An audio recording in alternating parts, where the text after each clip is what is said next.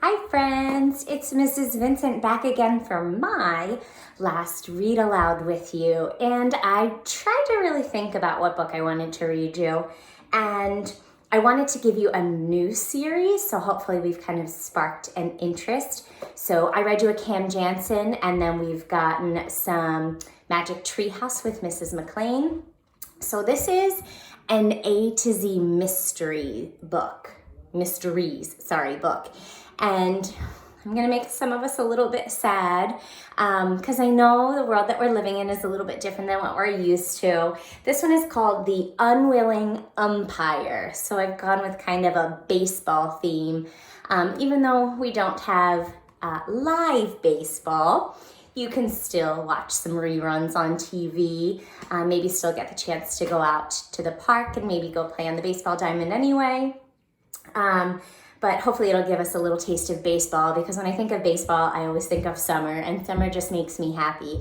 So as we get really close to summer vacation, I wanted to really get us in the mood for it. So this is The Unwilling Umpire by Ron Roy. And I always try to explain vocabulary as we go along. That first kind of big word in the title of the story, if someone is unwilling to do something, it means they really don't want to do it. So you might be unwilling to clean your whole house. Maybe it's reasonable to clean your own room or your own toy room or playroom, but to clean the whole house, you might be a little more unwilling. Or you might be unwilling to change your little brother or sister's dirty diaper. I can kind of understand that one. So here we are, The Unwilling Umpire. And remember that if I ever don't show you a page, it's because there aren't any pictures on that page. Okay, and this story is illustrated by John Stephen Gurney. This says, "Welcome to Greenlawn, home of the A to Z mysteries." And I'll zoom this in as much as I can. You might want to pause the video here so that you can really look at some of the places on this map, because there's a lot of detail on this one.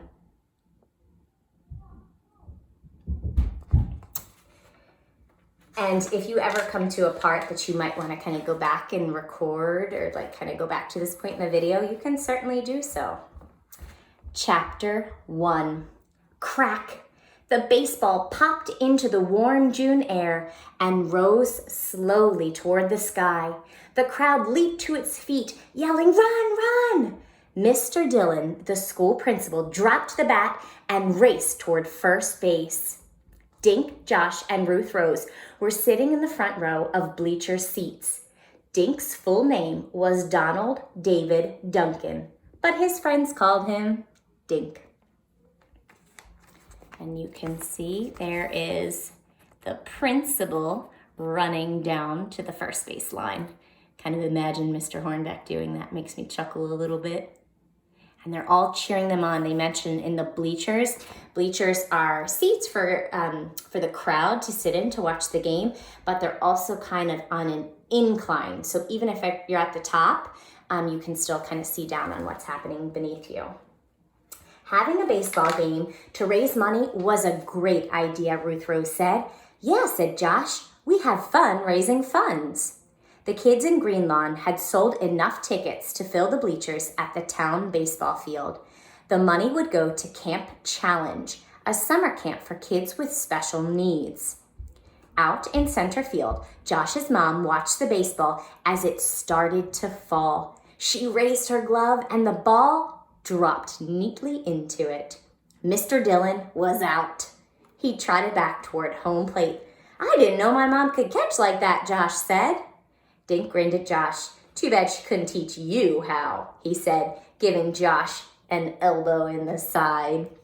So he's really impressed with his mom's skills, but making a little bit fun of him at the same time. "Great catch, Mom," Josh yelled.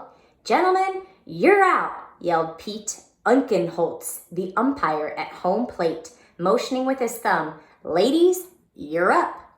Pete was a tall, friendly guy with spiky blonde hair. He was a good worker, too. He had helped set up the bleachers for the game. Josh's mom's catch was the third out for the men's team. The women ran off the field, high-fiving each other. The men began to take their positions on the field, joking with the female players. Josh turned to Ruth Rose. "Want to make a bet the men beat the women?" he asked. Ruth Rose nodded, making her black curly hair bounce. She liked to dress all in one color. Today she wore red from her headband down to her high-top sneakers. "Sure, I'll bet you an ice cream cone that the women win," Ruth Rose said to Josh. Josh flashed a grin. "You're on," he said, shaking Ruth Rose's hand. The three kids watched the men take their positions. Their friend, Mr. Thaddeus Pocket, was head coach.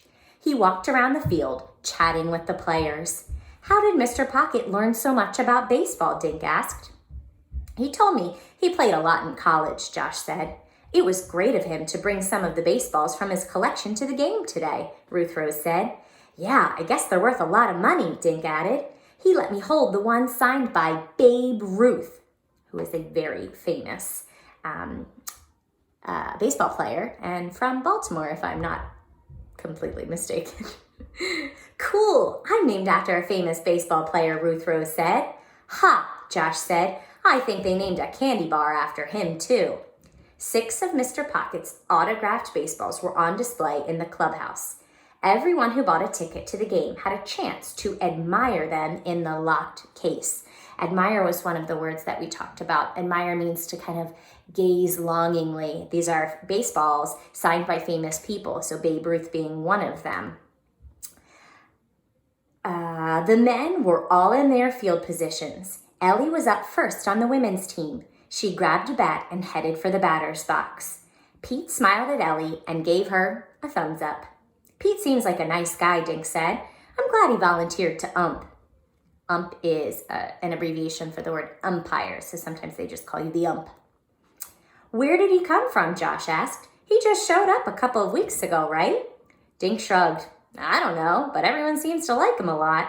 "He sure is big," Ruth Rose observed. "Look how he towers over Ellie." Pete threw the ball to the men's pitcher, Mr. Linkletter. The scoreboard read, "Men 1, women 0.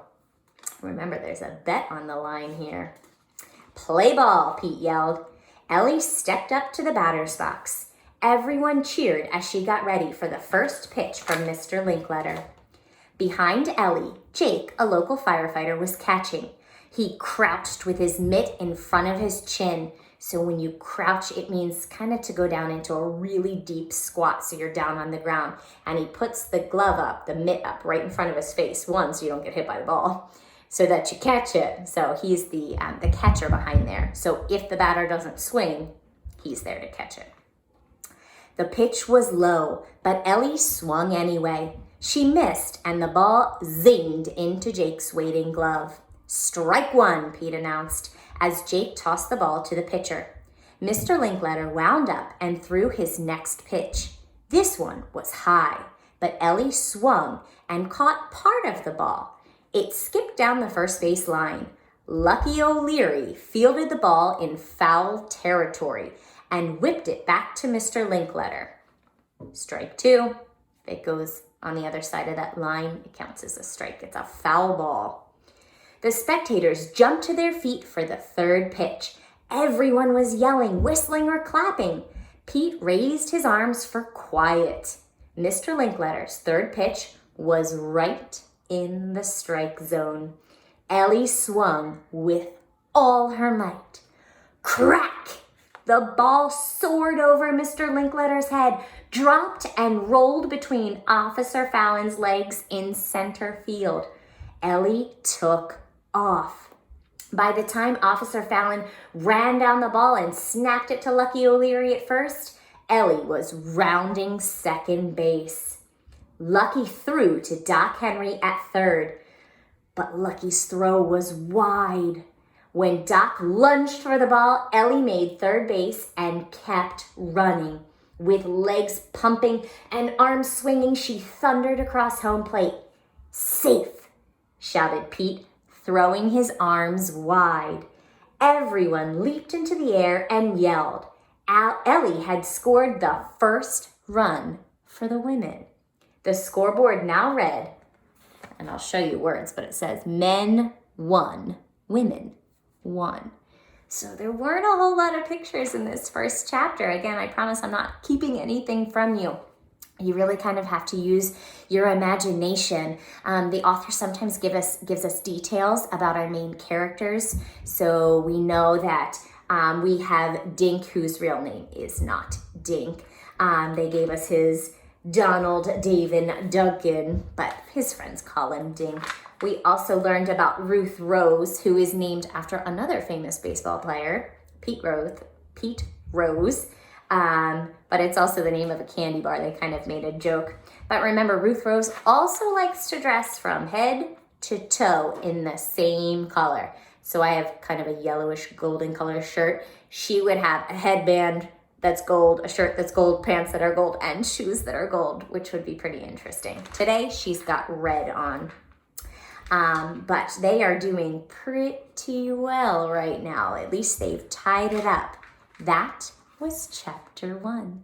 Thank you so much for coming back to read with me, and I'm excited to keep getting us in the mood for summer. Until next time, boys and girls, I'll see you soon.